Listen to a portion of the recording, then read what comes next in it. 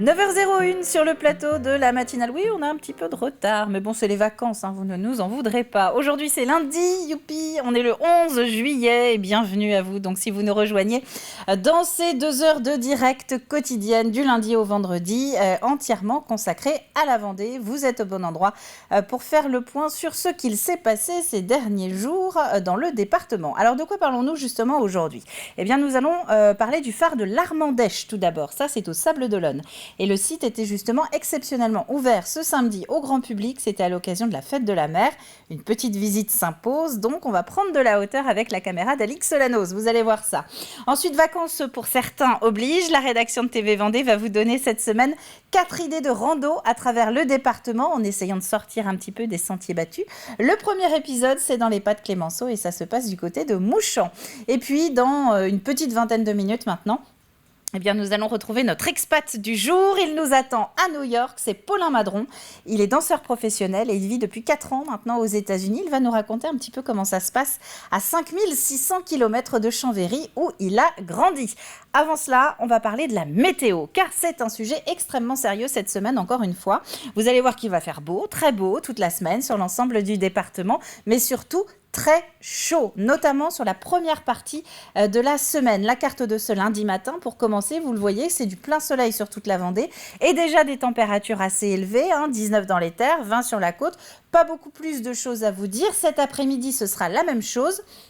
Voilà, avec la deuxième carte, toujours du grand soleil pour tous et toujours cette chaleur qui grimpe. Donc là, on est autour de 35 degrés sur l'intégralité du département. Notez que Climat Vendée nous annonce même un ensoleillement total aujourd'hui qui va durer 14h45. À noter peut-être juste ce vent, 40 km/h en pointe. Et donc, on va se tourner vers un nouvel épisode de forte chaleur. C'est ce qu'on vous explique depuis 7h30. Regardez demain pour commencer. Ça, c'est la carte des projections nationales de Météo France. La Vendée, eh bien, elle sera comprise entre 34 et 38 degrés pour demain. Et ce sera la même chose pour mercredi. Regardez, la vague de chaleur se décale très sensiblement dans les terres, mais nous restons donc dans les 2 zones orangées, 34 à 38 degrés. Et même pour certains prévisionnistes, c'est justement mercredi qui est pour l'instant annoncé comme le plus chaud dans le département, avant de redescendre un petit peu. On va en profiter pour regarder les marées du jour. La basse mer, eh bien ça y est, c'était à 9h01 quand on a repris justement cette dernière partie de matinale. La pleine mer, ce sera à l'heure du goûter, quasiment. Et donc de nouveau, mer descendante à l'heure du pique-nique sur la plage ce soir pour aller se baigner. Soyez donc vigilants si vous mettez les pieds dans l'eau. Vous savez que quand la mer se retire, c'est à ce moment-là qu'elle est peut-être la plus dangereuse. Notez les coefficients. Ils se sont bien renforcés quand même depuis qu'on s'est quitté vendredi. Nous passons demain en période de vives eaux, c'est-à-dire au-dessus de la moyenne de 70. Notre carte des marchés, c'est la dernière info pratique avant de passer au journal avec des rendez-vous principalement centrés sur la côte le lundi matin. Là, vous avez les rendez-vous d'hiver qui s'affichent. Benette dans le sud Vendée. Alors, ce n'est pas la côte. Oui, je connais bien la géographie vendéenne. On est plutôt du côté du Marais Poitevin. En revanche, Jarre, les Sables, Noirmoutier, ça c'est pour l'hiver. Et je vous rajoute Longeville-sur-Mer, Saint-Hilaire-de-Riez et Saint-Jean-de-Mont pour les marchés d'été sur la côte vendéenne. Le soleil s'est levé à 6h23 à La Roche-sur-Yon. Il se couchera ce soir à 21h58. Il sera à son zénith, notez-le, c'est bon de le savoir si vous voulez sortir, à 14h11 aujourd'hui. Nous fêtons les Benoît, tout comme les Olga ou encore les Pia. Et on passe au journal.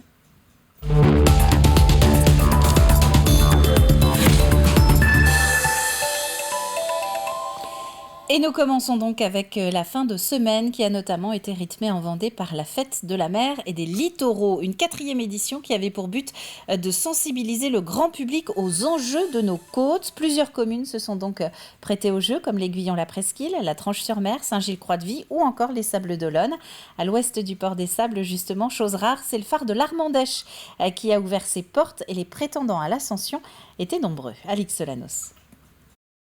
Le phare vient tout juste d'ouvrir ses portes et déjà les premiers curieux font la queue pour découvrir le dernier du genre, construit en France en 1968. Je viens ici depuis 16 ans et j'ai jamais eu l'occasion de pouvoir visiter ce phare, donc c'est une occasion pour moi de venir visiter avec mes parents et ma petite sœur. On habite Olonne, donc ça fait partie du patrimoine, c'est intéressant de le visiter. Et rares sont les occasions de pénétrer dans cette tour hexagonale de près de 39 mètres de haut. Si la vue est semble-t-il imprenable en haut, elle se mérite. Il faudra d'abord avoir raison de l'escalier en colimaçon et de ses marches infernales. Impeccable, je suis en train de les compter en redescendant, j'avais omis de les compter en montant. Je suis rendue à 154. Alors je ne sais pas combien on est de la fin, mais bon. 193 marches au compteur à grimper. Mais les commentaires de ceux qui descendent redonnent de l'énergie pour monter. Ah, c'est super, ça vaut la peine. On a une très belle vue des sables, du côté de la côte sauvage, du côté de la Paracou, la forêt d'Olonne. C'est merveilleux. Puis par ce temps-là, c'est rêvé.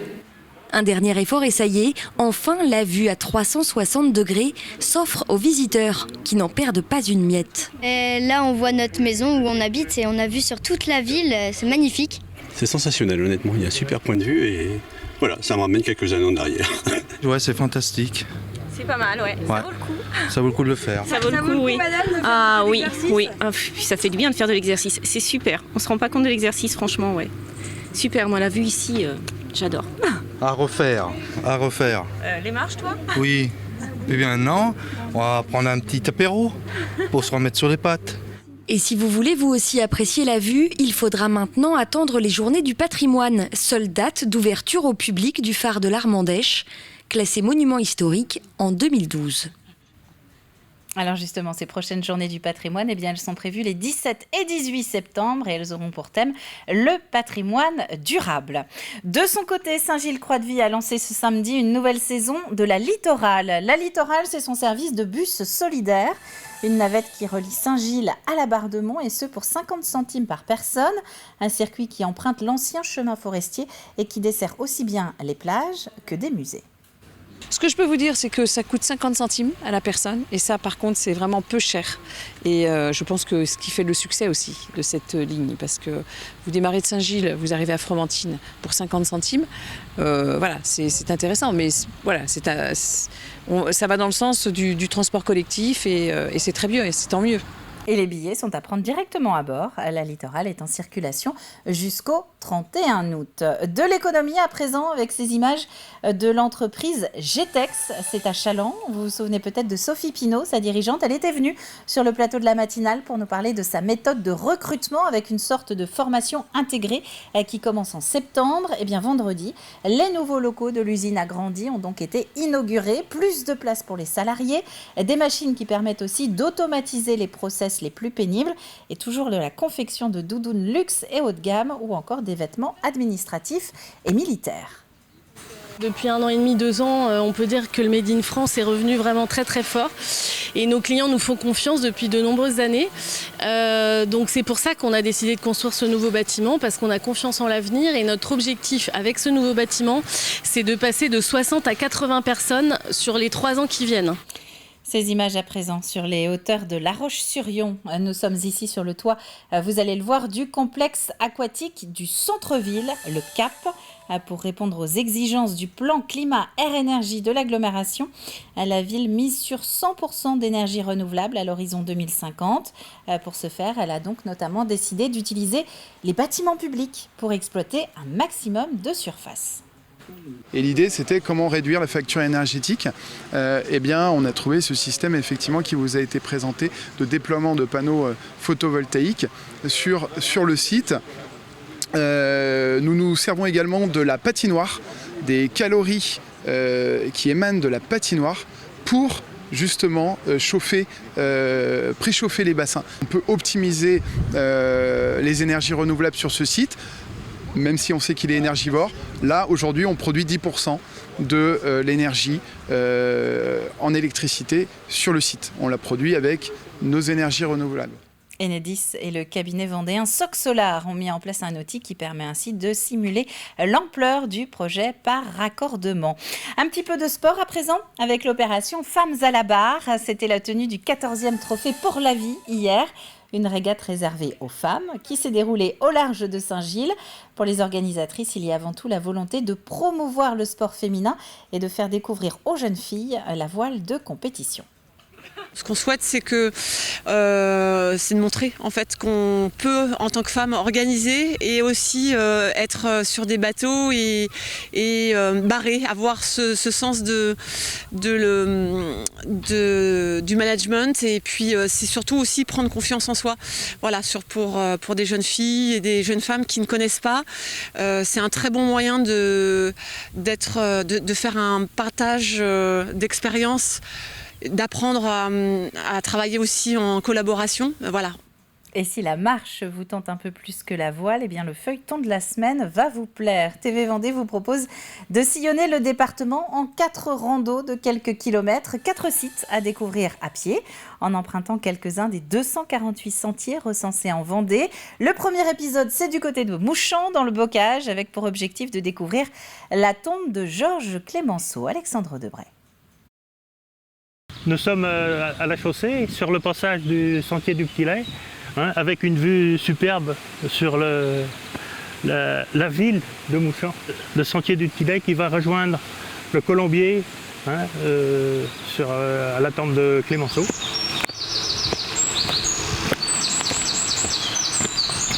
Le site est de toute beauté tout du long, c'est agréable.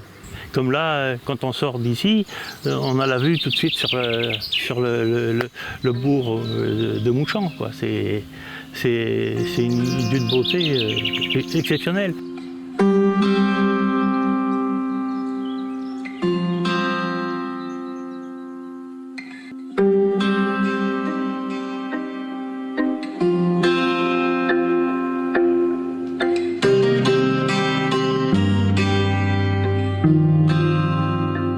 Nous voilà arrivés au Colombier, donc on arrive sur le site où Georges Clémenceau est inhumé aux côtés de son père.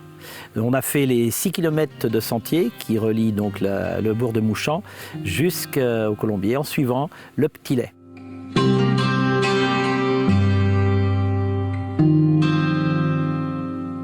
Alors, on vient de voir les tombes des Clémenceau, Georges Clémenceau et de son père Benjamin. Et là, on se trouve tout près de la déesse Athéna, qui a été sculptée par son ami, le sculpteur François Sicard. Et comme le disait Clémenceau à son secrétaire Jean Martet, la pointe de la lance indiquera que je reposerai là.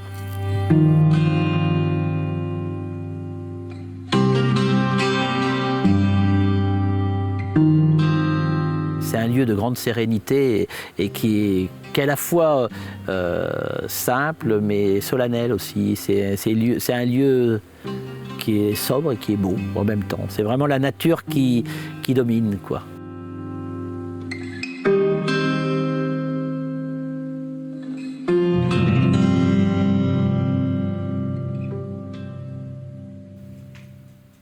Et pour les prochaines balades, nous irons faire un petit tour du côté d'Avrier, des Herbiers et au Breuil-Barret. Voilà pour le point sur l'actualité de ce lundi matin. Nous allons maintenant passer à la Minute Positive. Vous le savez, c'est la partie un petit peu plus magazine de ce journal.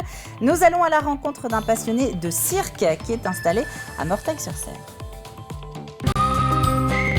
C'est l'heure de la Minute Positive avec le chemin de fer de la Vendée, un voyage extraordinaire au rythme d'antan.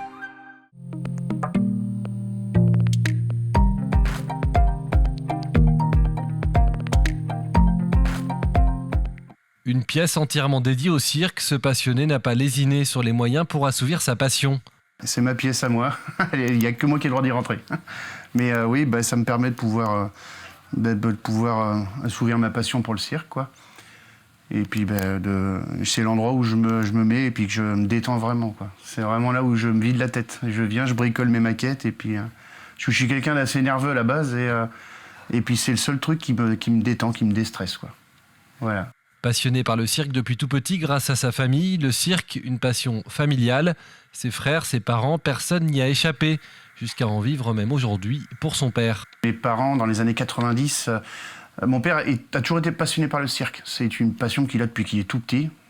Il était habitant de Mortagne, notre famille est sortie de Mortagne. Et dans les années 90, à force comme moi, actuellement avec mes passions de maquettes, quoi, il faisait des maquettes aussi, il était passionné par le cirque, et puis à force de sympathiser avec les gens de cirque, il a fini par vendre le commerce qu'il avait, et on est tous partis on a acheté une caravane, on a vendu la maison, et on est tous partis au cirque. Et du coup, lui, il y est encore. Là, ça fait pas loin de plus de 30 ans maintenant qu'il fait du cirque, quoi. Cette maquette est comme une carte postale figée en 1984, année durant laquelle ce passionné a vu son premier spectacle de cirque. Pour tout reproduire à l'identique, il a fallu être imaginatif. C'est fabriqué pièce par pièce en carton. Parce que comme j'ai refait tout à l'identique, on ne peut pas trouver dans le commerce un véhicule comme les véhicules couchettes ou même la caravane d'Achille. C'est compliqué de retrouver les véhicules exacts, donc j'ai été obligé de tout refaire en carton. Avec du carton de calendrier, et je trace, je colle, je peins, et tout est fait, c'est de l'artisanal, tout est fait à la main, quoi. Les cabines de Saviem, c'est des vieux jouets que j'ai récupérés sur eBay ou par des amis qui m'ont donné des carcasses. Je les ai entièrement poncés, décapés et refaits pour que ce soit exactement les mêmes véhicules, quoi. Une maquette mais aussi des affiches d'époque viennent agrémenter cette collection autour du cirque unique en Vendée.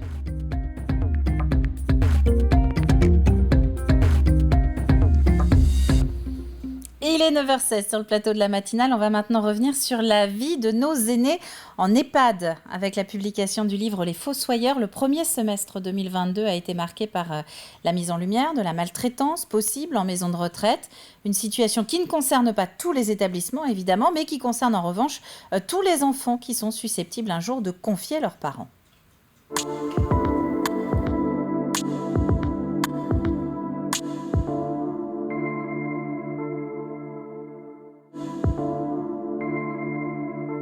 Finalement, la maltraitance, elle n'est pas forcément qu'éclatante, ni le coût qu'on peut recevoir, qui peut davantage caractériser la maltraitance. Elle est sournoise, elle peut être dans tous les défauts d'accompagnement, dans les petits gestes du quotidien qu'on oublie de faire et dans le manque d'écoute. Donc c'est vrai qu'il était important pour nous aujourd'hui de pouvoir aborder la notion de maltraitance, de revenir sur la définition de la maltraitance. Puis surtout, en parlant de maltraitance, de remarquer à quel point on est bien traitant au quotidien dans l'accompagnement de nos aînés.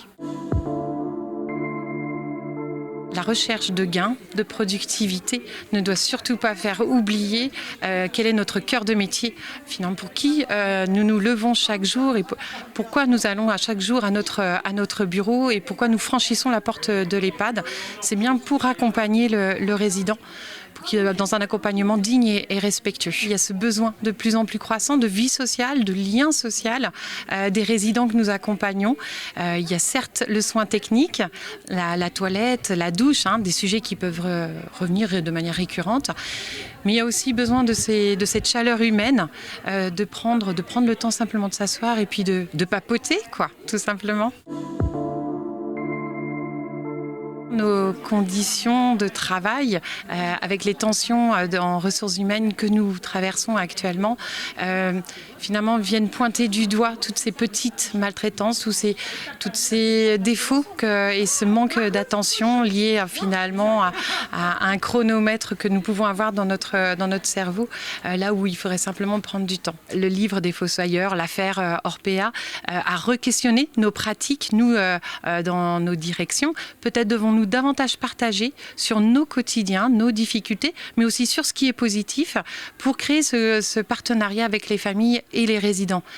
Parfois, en tant que professionnel et depuis la crise Covid, on aurait tendance un peu à avoir des œillères et finalement, un petit pas de côté, un fait d'actualité nous ramène sur le terrain en disant attention, et l'usager, lui, la personne âgée, qu'est-ce qu'elle veut, qu'est-ce qu'elle en pense de tout ça ?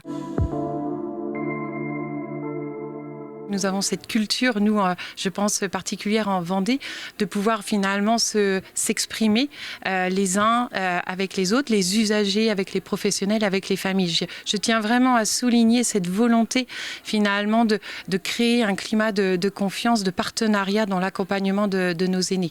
Et en Vendée plus particulièrement.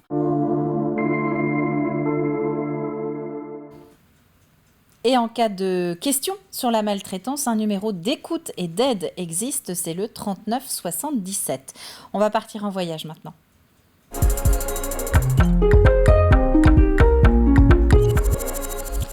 Car après Taïwan, lundi dernier, nous prenons la direction de New York ce matin. On va changer encore de fuseau horaire, mais dans l'autre sens, pour partir à la rencontre d'un Vendéen qui a quitté sa terre pour s'installer à l'étranger. Aujourd'hui, la rencontre, c'est avec Paulin Mindron. Il est danseur professionnel de 25 ans.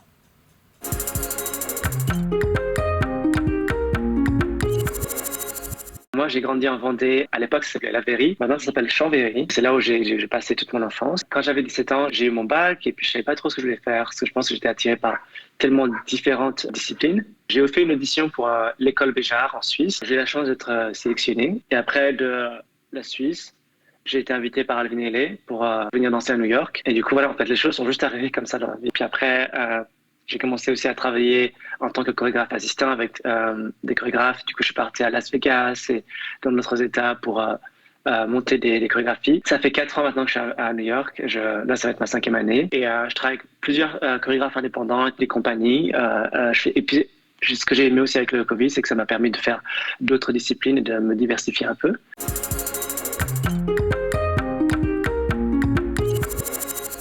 À New York, je pense que ma première barrière, c'était la langue, parce que je parlais pas bien anglais ou presque pas anglais quand je suis arrivé ici. Et surtout aussi que l'anglais américain et l'anglais anglais est vraiment différent dans le langage quotidien. Et surtout les Américains, ils ont...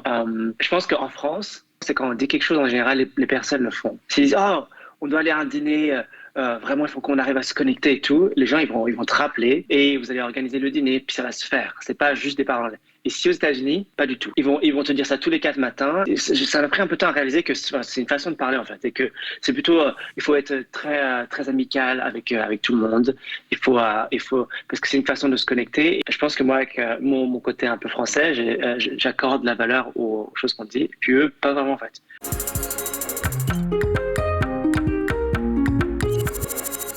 J'ai grandi dans une ferme et du coup, ce qui me manque, c'est juste me promener dans la ferme. Genre la nature, genre avoir mes jumelles avec mon grand-père, chercher si on peut voir des faons ou des canards. Non, c'est vraiment des choses toutes simples, mais en fait, je pense que le côté très naturel et terre à terre me manque vraiment aussi. Et la cuisine. La nourriture, parce que j'adore la nourriture, la cuisine de la ferme, avec les œufs de chez nous, le beurre salé, qu'il n'y a pas ici. Et pareil, c'est quand si je dois faire une omelette ou quoi que ce soit, je pense tout le temps, je dis, ah, tu te rappelles, l'omelette à la ferme, c'est comme différent, c'est le jaune était vraiment jaune, c'est pas un jaune pâle ici. Et c'est une chronique à retrouver sur tvvendée.fr. La semaine prochaine, on va s'envoler pour l'Irlande à la rencontre de Mélisandre. On passe à l'extrait du jour.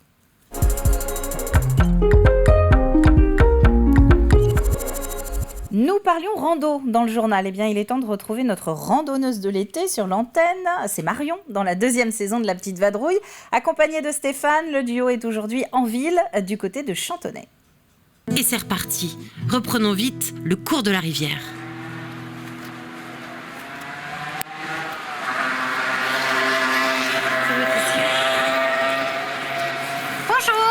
Bonjour. Maëva peut-être. Oui. Bonjour Maëva. On ne se connaît pas, mais avec Stéphane qui m'accompagne, on se permet de pousser les portes de votre magasin, de votre joli magasin d'ailleurs, sur les conseils de Maxime Colombo, de la ferme de la Tonnelle, avec qui nous avons déjeuné aujourd'hui. D'accord. Et qui nous a conseillé de venir vous voir. Super. Alors parlez-nous de votre univers Maëva. Alors ici vous êtes chez Hôtel-Amet. Hôtel-Amet, c'est une épicerie vrac. Je préfère épicerie vrac, c'est le mot un peu générique. Moi, je vois ça comme une épicerie éco-responsable, c'est un tout en fait. Et l'idée ici, c'était de créer un endroit pour permettre aux gens de Chantonnay et des alentours de consommer différemment. Les personnes qui sont sensibles à leur impact environnemental, à la quantité de déchets qu'ils produisent, au gaspillage alimentaire.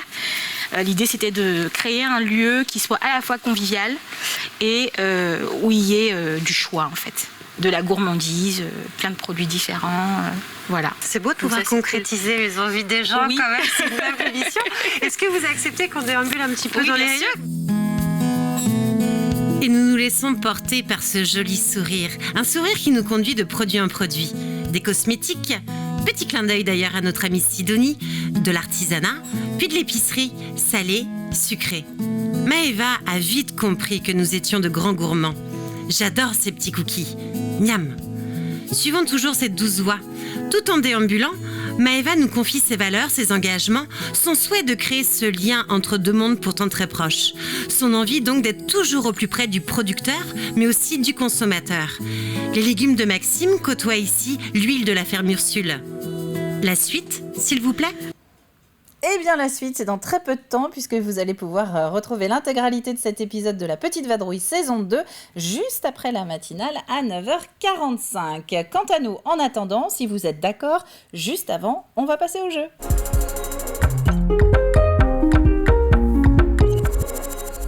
Avec une question assez simple cette semaine, et je vais vous en expliquer la raison en début de matinale à 7h30. C'est que cette semaine, la matinale, elle va tenir sur 3 jours, et puis après, on se retrouvera lundi. Par conséquent, 3 indices pour nous dire où l'on peut prendre des cours de surf spécifiquement dédiés aux seniors en Vendée. Quelle est la commune qui propose ceci ? Enfin, où se trouve le club justement qui propose ceci ? Indice du jour, l'ancienne commune est devenue partie des Sables d'Olonne en 2019. 5 gagnants qui repartiront chacun avec un guide du petit futé spécial Vendée, et vous avez jusqu'à vendredi midi pour envoyer votre réponse sur tvvendée.fr. C'est la fin de cette matinale. Merci à vous d'avoir été encore au rendez-vous en ce lundi matin. On se retrouve demain matin dès 7h30. D'ici là, très bonne journée à vous tous et à demain.